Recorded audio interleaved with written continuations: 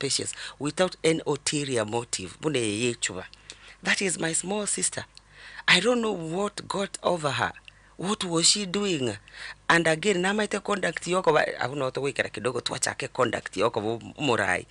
Umurai kerugo tena gochiko kwano ogotige binte kerugo igoro kwenda kwabwata likondo. Without shaking, without fearing. Ekora kwamwire ko umurai. You'll be abused later. Ekora umurai borobumbo bwata matusi. Kora amore baadaye. But behave yourself in a way that okora moke wogocha on people's perspective. Lakini toto aye komo nyene tuchake okorengereri vingine onyoro musubati yoga bwechuba. There is a thing she did in June 2004 2000 and something that brought her to the limelight. So now she's trying to remind people about that video that came up. So it's not right.